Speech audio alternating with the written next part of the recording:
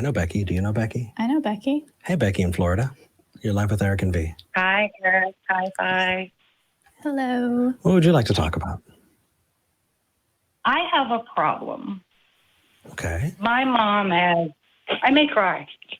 My That's mom okay. has It's okay too. adenocarcinoma. It's through her entire body. Mhm.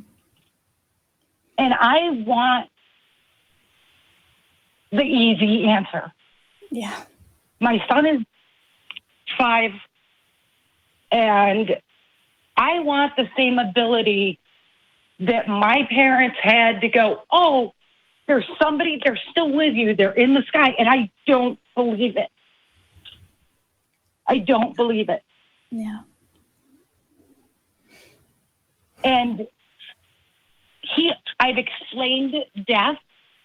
I'm a type 1 diabetic, so I've questioned my religion since I was 9, because why would a God do this? Yeah.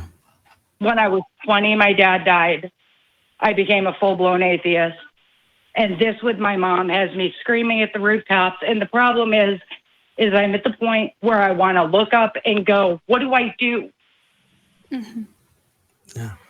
Where is the easy answer? Because I can't say something that I don't believe to my child. Yeah. I'm sorry. That is okay. Absolutely. Well, it's absolutely human to want the easy answer everywhere, always. I mean, so Especially in this kind of situation. yeah, it's gonna be okay. It's just hard because I know neither of you are parents, and oh great, there goes the dog. It's okay. Knock it off. Sorry. That's I'm okay. gonna knock it off. I'm gonna leave the room. It was very comforting to me as a child to hear Mm-hmm. Sure. that they were still with me. They were watching over me. And then when I grew up, it was like really, really creepy. And then now I'm trying to explain death, but I want an easy way to explain it. And there's nothing. Mm-hmm. Parenting Beyond Belief, actually, Yeah. the book helps a lot. And I've definitely seen and heard of a lot of different examples. There's a book called We're in a Book. I forget who it, if people are in the live chat and they can remember the series exactly. It's a really, really good example. It's something that Jamie actually told me about years ago. And they're two characters who've realized they're in a book. And one character is really upset about it. And they're like, but how is this okay? Once the book is over, like that's it for us. And the other character is saying, well, then let's enjoy what we have. Let's enjoy these pages until then. When it comes to talking about death, you know, the interesting thing is it's an easy answer for a time. Mm-hmm. But you don't stop believing a thing just because cognitively you've reached that conclusion. You stop because it stops being helpful. Once you realize that you're talking to the sky and nobody's listening, it doesn't help as much. It doesn't help as much. That's the point that I'm getting at. I'm completely lost because this is all I have left. This is it. Yeah. And I have my son, Mhm. and that's his best friend. Absolute best friend. We live 2 doors apart. I have prepared him the best way that I can. Why do I still want that easy answer when I know it's not true? It's very That's human. what I want to know. It's a human response to suffering. I feel the same way. A lot of things in the world are very scary right now, to the point of being overwhelming. And it's really, really easy. I was just talking with someone about this today who's a new deconvert.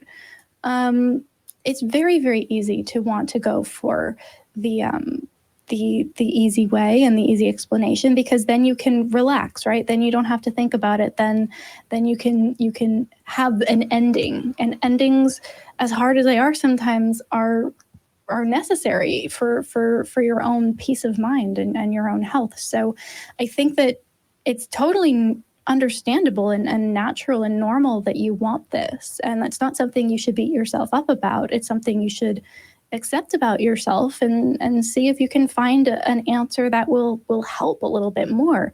Because here's the thing, Becky, you were raised in a religion. You said you left when you were 9.